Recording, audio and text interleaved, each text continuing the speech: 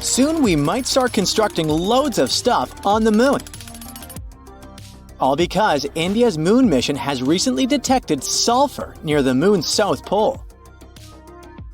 This chemical element can come in extremely handy for creating infrastructure on our satellite. It's the first time this chemical element has been discovered on Earth's natural satellite. This sought-after element is mostly found near Earth's volcanoes. Its appearance on the moon speaks volumes about the satellite's volcanic history and its past atmospheric conditions. The mission's rover detected this chemical element less than a week after touching down around 70 degrees from the moon's south pole on the 23rd of August, 2023.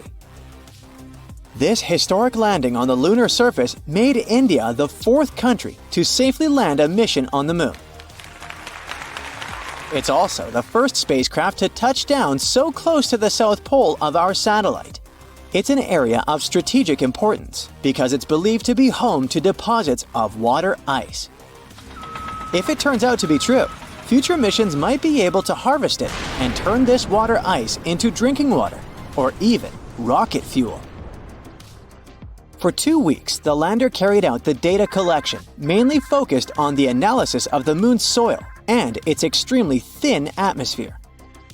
Meanwhile, the solar-powered Pragyan rover started its quest to find frozen water on the moon. As for the lander, it demonstrated another amazing feat on the 3rd of September. The spacecraft fired up its engines and lifted itself for about 16 inches into the air. Then it made a tiny hop to land 12 to 16 inches away from its original position. It's kinda a big deal. Being able to get a lander back off the surface of the moon is essentially for future missions, showing that they can safely return soil samples or even astronauts back home after a lunar mission. In September, the Indian spacecraft was put into sleeping mode. The 14-day-long lunar night was approaching, and the spacecraft wasn't designed to collect scientific data during this period of time. So far, we've learned about a few major findings of the mission. One is related to measuring the temperature of the moon's topsoil at different depths. Intriguingly, the surface of the satellite in that region turned out to be hotter than expected. It was believed that the temperature could be between 68 and 86 degrees Fahrenheit on the surface, but it was around 158 degrees Fahrenheit, way hotter than it should be. The other discovery indicates the presence of several chemical elements, including oxygen. Besides, the data received from the spacecraft confirms the presence of aluminum, calcium, iron, titanium, silicon, and other chemical elements on the lunar surface close to the South Pole. The rover also used special instruments designed to measure quakes and rumbles beneath the lunar surface to detect some seismic activity. It brings us back to the sulfur detected thanks to the rover's spectroscope. Scientists are currently working on figuring out whether this element formed on the surface in a natural way or whether it's the result of volcanic activity or a meteor strike. Another astonishing thing found on the moon is a rock, and it may be the oldest known Earth rock. A 0.7-inch wide chip included in a large rock collection brought to our planet by Apollo astronauts might actually be a 4-billion-year-old fragment of Earth. This finding could help us paint a better picture of the intense pounding early Earth got at the dawn of its life. It could go like this. Soon after the rock formed, an asteroid impact might have blasted it from Earth. At that time, our planet's satellite was 3 times closer to Earth than it is today. The collision was so powerful that this chunk of terrestrial rock found its way to the moon. Later, this fragment got engulfed in a lunar breccia, a motley kind of rock. Eventually, the rock was brought back home to Earth by Apollo 14 astronauts. Even though scientists had found meteorites coming from Mars and the moon before, it was the first time a rock from the moon turned out to be a terrestrial meteorite.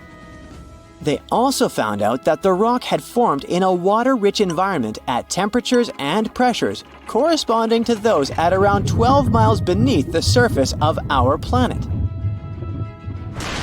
In 2019, China's Chang'e 4 mission made history by landing on the far side of the moon. The mission's rover helped researchers visualize structures hidden deep below the surface of the satellite, revealing billions of years of lunar history. The Yutu-2 rover made this discovery with the help of its lunar penetrating radar. It imaged deep into the moon's surface and listened to echoes of sound bouncing back off structures hidden from view under the surface of the moon. It turned out those structures were resting at depths of almost 1,000 feet. The research suggests that the first 130 feet under the surface are made up of layers of dust, soil, and rocks. The instruments also discovered a concealed crater that must have formed after a large object slammed into the moon's surface.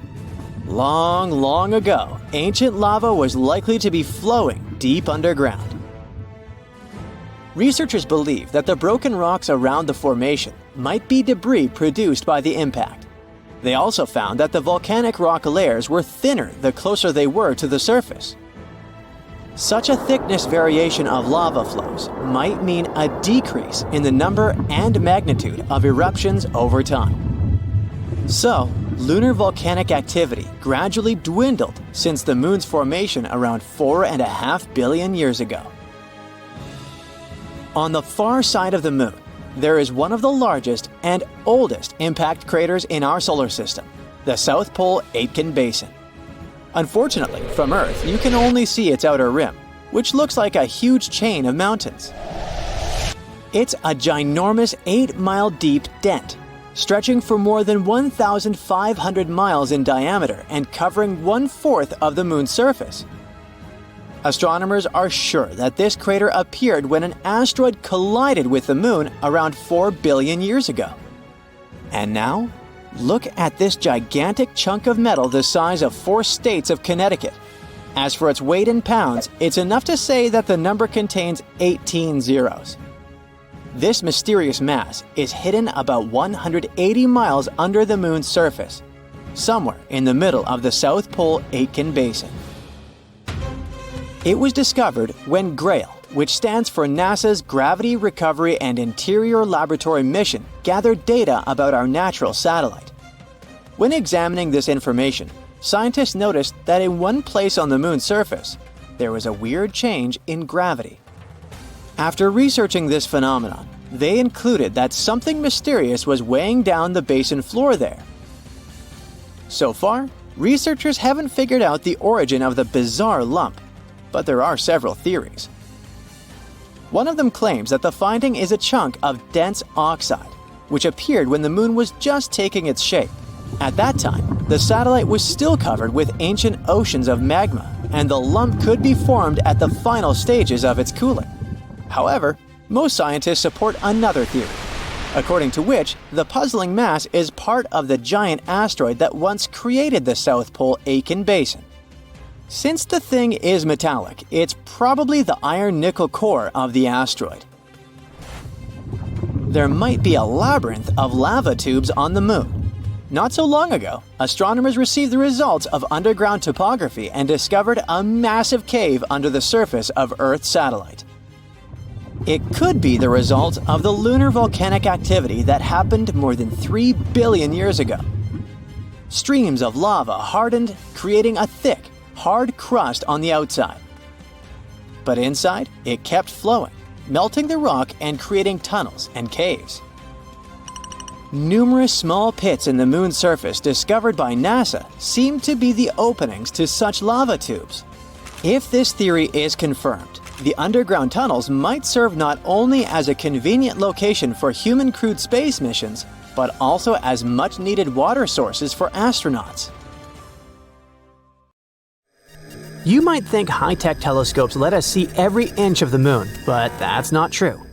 At our satellite's south pole lie giant craters untouched by sunlight for eons, stuck in pitch black, colder than Pluto, and almost impossible to explore.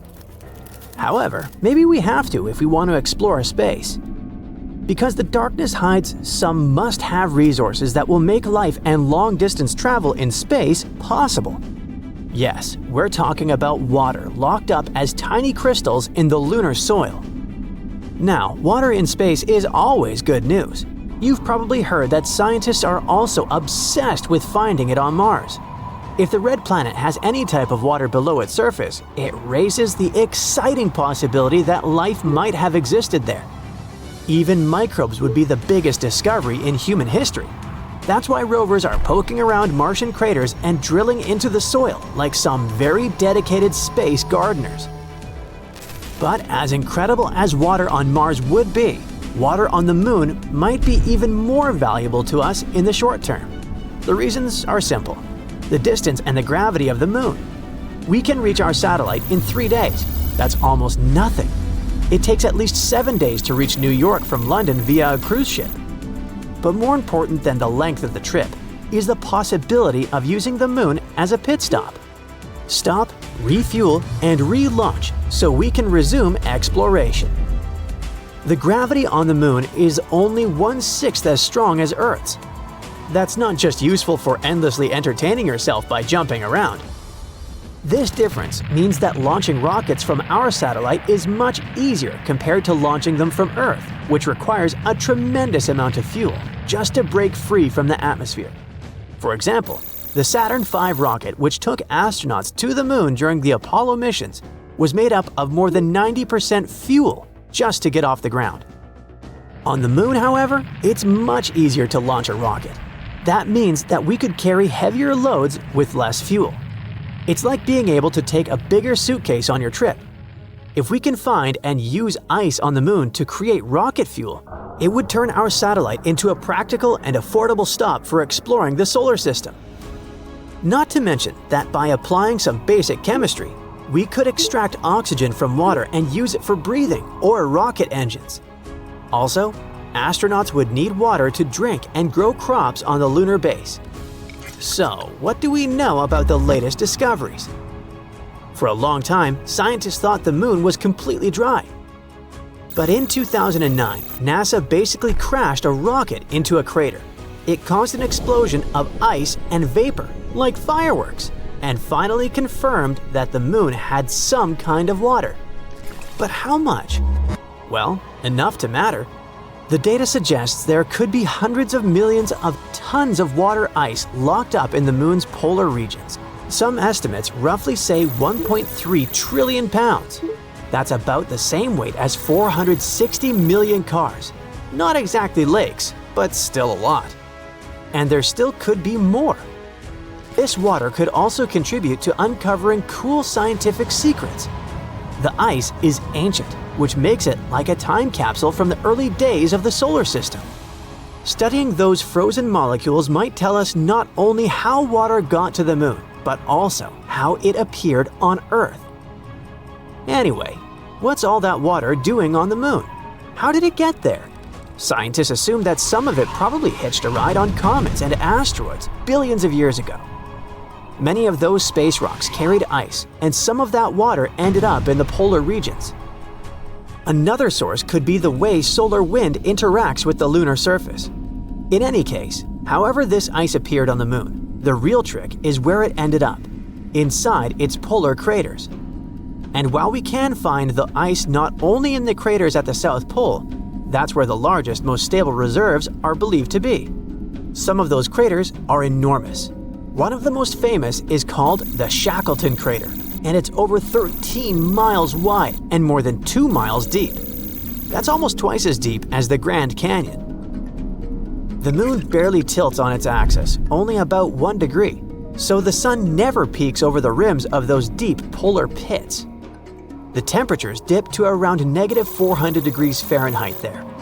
Any water or chemicals trapped in that frozen dirt just stay there, locked away like in a freezer. Something really cool is that at the South Pole, you have parts that are stuck in the perpetual darkness, but some nearby mountain ridges get almost non-stop sunlight. Scientists call them the peaks of eternal light. They are perfect for setting up solar panels, while still being close enough to access the icy treasures hidden below. The poles of the moon are the only places in our solar system we know of where perpetual day and night exist side by side. But the eternal night isn't just fascinating, it's dangerous. The terrain out there is absolutely unforgiving. We can't even simulate something like that on Earth. We don't even know what it looks like from the inside. It's worse than exploring the northernmost part of Antarctica while wearing a blindfold. So now that we know this, is that potential water even obtainable? That question is probably worth several trillions of dollars. Yes, there's water over there, but getting to it won't be like scooping ice cream from a bowl. What we're really talking about are microscopic ice crystals mixed into lunar dust. To make use of it, machines would need to dig and heat up the soil, then capture the vapor before it escapes back into space. And then there's freezing. Even assuming a human or rover could safely reach the bottom of a crater, it'd be almost impossible to navigate. Batteries and equipment probably wouldn't last, and it's impossible to use solar panels or electronics down there. They'd freeze in minutes. However, NASA's Lunar Reconnaissance Orbiter uses all kinds of radars and sensors to sniff out what the crater looks like inside. And now there's an even sharper tool, Shadow Cam. A camera so sensitive it can capture details in light 100 times dimmer than what our eyes can see. Basically, the ultimate night vision device. With it, we can finally map those pits without even setting foot there. That's why engineers are thinking up all sorts of clever solutions. Some concepts involve nuclear-powered rovers with headlights strong enough to carve through the dark. Others want robots that rappel down crater walls or hop across the floor like pogo sticks. There are even ideas for drills that could melt frozen soil and trap water vapor like condensation on a cold soda can. The silver lining is that this water isn't going anywhere. Until we improve our technology, the supply will wait for us. That being said, space agencies are already making advancements. In fact, more than half a dozen new missions are lined up over the next few years. NASA's Artemis program is getting ready to send astronauts back around the moon and then down to the South Pole. China's Chang'e 7 is planning to check out those dark craters. And private companies like Firefly and Blue Origin are gearing up to deliver equipment and experiments. Now, here's a bonus, lesser-known fun fact. The moon smells. When Apollo astronauts brought lunar dust into their landers, it mixed with the oxygen inside and ended up smelling pretty strong. They said it was like burnt gunpowder or fireworks. Lunar dust has nothing to do with gunpowder, but its particles are highly reactive. After sitting in space for billions of years, they reacted instantly with oxygen in the cabin, creating that smoky odor. Future explorers are definitely going to notice that smell too, since lunar dust tends to stick to everything. Let's hope that, aside from everything else, scientists will work out air fresheners for the moon base. There's something happening inside the moon, something that nobody expected. Not a dramatic shift you'd see on the outside, but deep down, where things seem frozen in time, scientists have uncovered a hidden layer of what you could only call moon goo. Remember those school lessons about the crust, mantle, and core? Much like the Earth, the moon is made up of layers, a crust, mantle, and core. However, the moon's core is much smaller compared to ours. Earth's core is huge. It makes up about a third of our entire planet's mass. The moon's core makes up only about 1 to 2% of its mass, and its diameter is about 1/5 the diameter of the moon itself. It's surrounded by a hard, rocky mantle. But it turns out that between these two layers, that mysterious goo layer, and it's way more important than you might think. The layer is soft and partially molten, ebbing and flowing like the tides in our oceans. It rises and falls, stretching and shifting as if it were alive. Its movement isn't chaotic, but subtle and regular. We always knew that the moon influences our seas and oceans, causing tides with its gravity. But it turns out that we influence it back. The goo ocean reacts to the gravitational dance between Earth and the Sun. Also, the molten layer could be made of ilmenite, a very intriguing material. Ilmenite is rich in titanium, a strong and lightweight metal that we really love over here on Earth.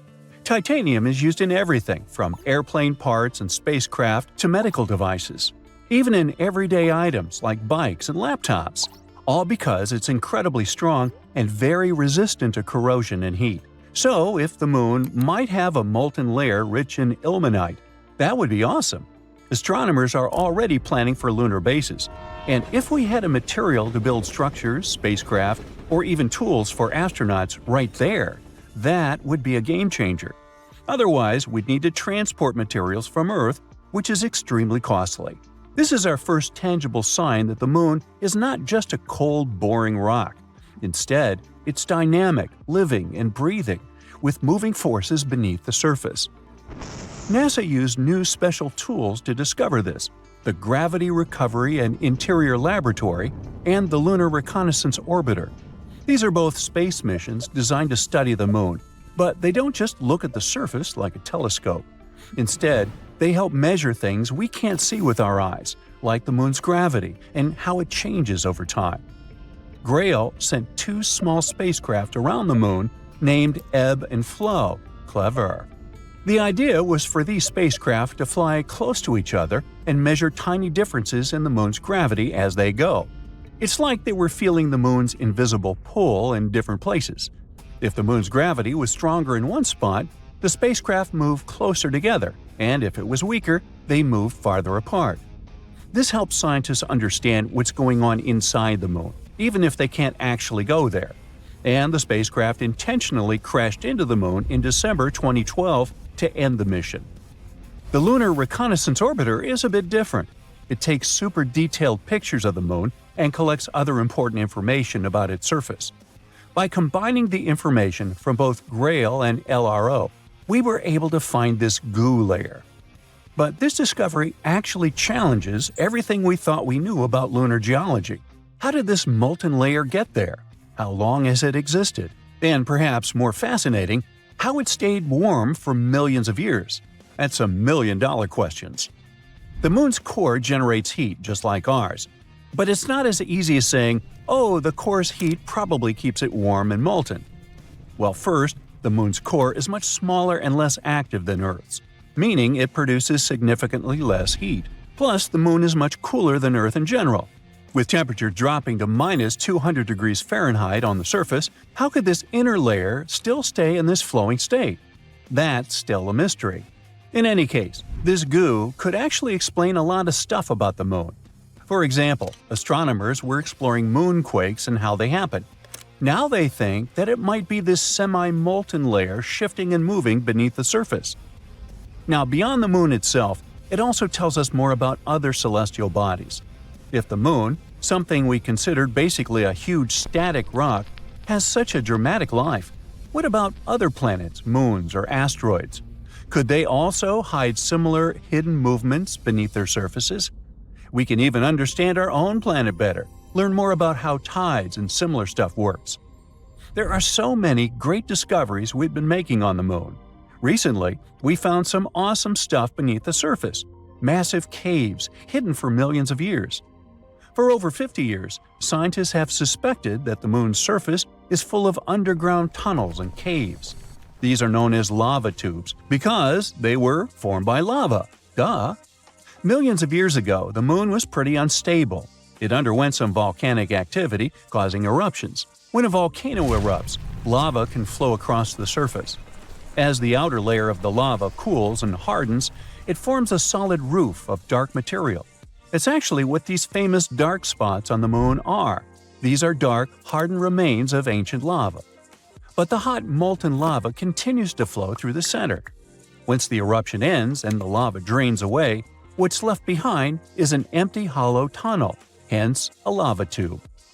On Earth, we have lava tubes in places like Hawaii or Iceland, where volcanic activity has created similar underground tunnels. The same thing happened on the moon billions of years ago, although they're much crazier compared to ours.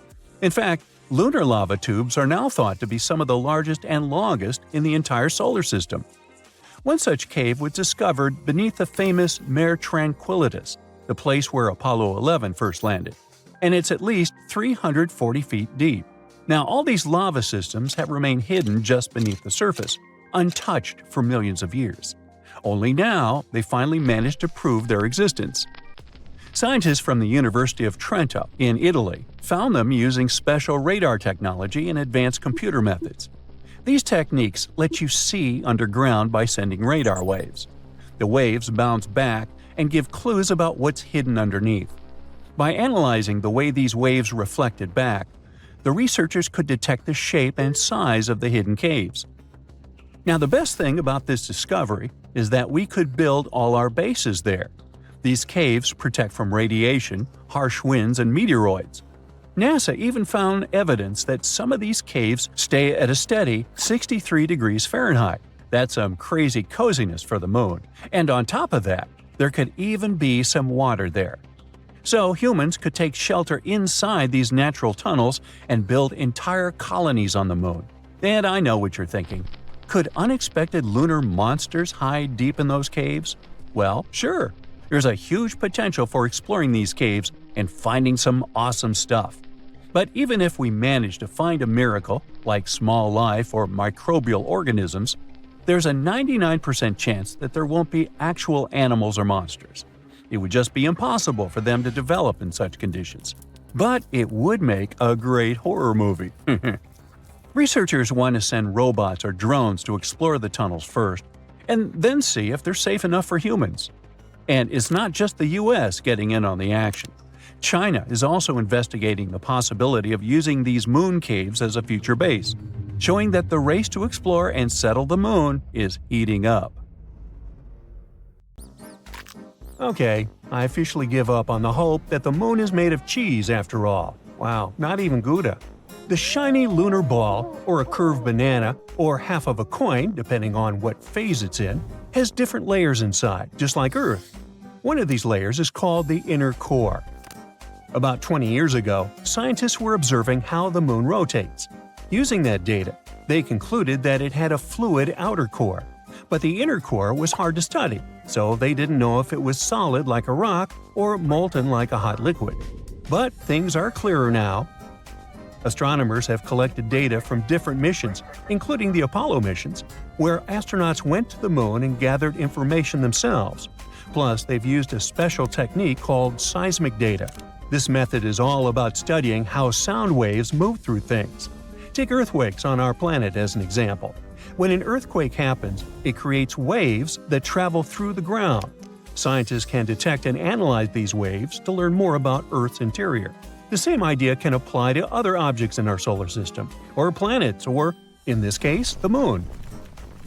When quakes or moonquakes happen, they generate sound waves, and by carefully listening to and studying these waves, scientists can create a detailed map of what's inside the object. They can figure out things like different layers, what they're made of, and how they're arranged. To check the moon's deep interior, scientists also use something called laser ranging. This method measures the distance between the surface of the Earth and the moon very precisely. And ta-da! Our natural satellite's inner core is a dense, solid ball made of iron, just like Earth's. It's about 310 miles wide, which is nearly 15% the size of the entire moon. Researchers also have stumbled upon evidence that supports the theory that the layer between the moon's surface and its core, called the mantle, has been moving around as the moon evolved over time. This movement is something we call lunar mantle overturn, and it could explain why we find elements rich in iron on the lunar surface. Mantle material ends up being carried upward, and the volcanic rock remains in the moon's crust. Some of the materials in this rock were too dense, like me, so they just sank back through the lighter crust material all the way to the core mantle boundary. It's like a cycle where the moon's mantle material goes up during volcanic activity, carries iron-rich elements to the surface, and then sinks back down. There's another mystery scientists have been trying to solve. What caused the moon's magnetic field to weaken and nearly disappear over time? It seems that now that we know about the iron core and the global mantle overturn, we might get some more answers about the moon's magnetic field. Knowing what the inner core is like can help us better understand the Moon's history as well as the history of our entire solar system.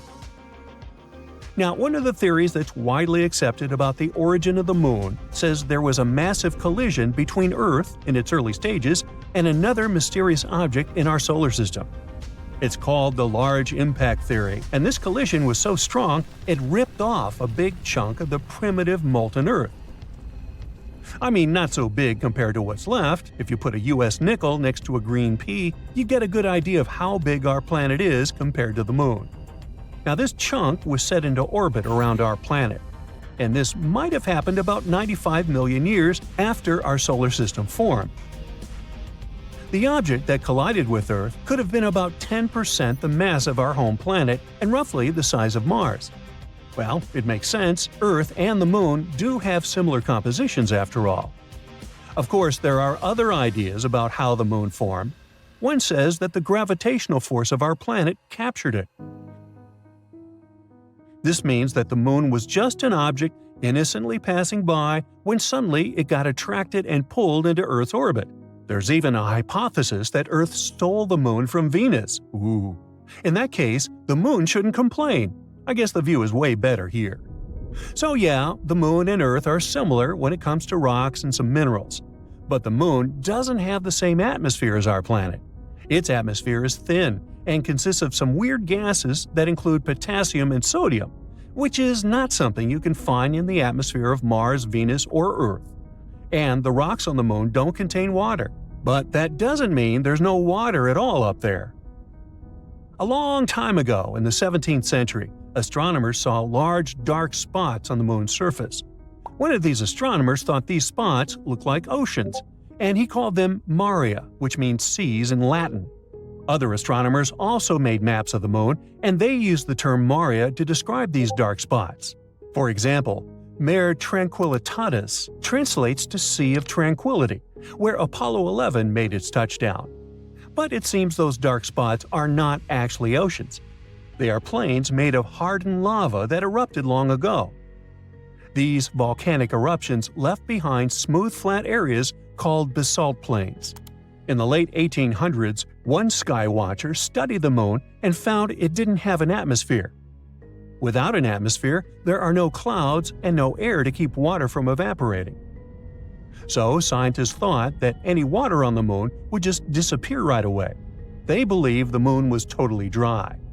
But then, in 1961, one physicist had a different idea. He pointed out there could be water on the Moon in special areas called permanently shadowed regions. These are spots on the Moon where the sun doesn't shine, so they stay dark all the time. Water ice could exist in these dark areas because they're extremely cold and the ice wouldn't evaporate. But when astronauts from the Apollo missions went to the Moon, they brought back soil samples, and scientists found no signs of water in them. So everyone went back to thinking that the Moon was completely dry. In the 90s, NASA focused on these shadowed craters and found high concentrations of hydrogen, which meant there could be ice at the Moon's poles. They still weren't certain, so they kept digging and, after a while, found hydrogen trapped inside tiny beads of volcanic glass. Since there are no active volcanoes on the Moon today, which means water probably was present on the Moon when these volcanoes erupted long ago. Plus, there could be way more water back in the early days of our Moon. In 2020, NASA's SOFIA mission showed us what we'd been looking for a really long time. There is water on the Moon after all. It turns out the water is hidden within the grains of lunar dust or sticking to the surface in the sunlit areas of the Moon.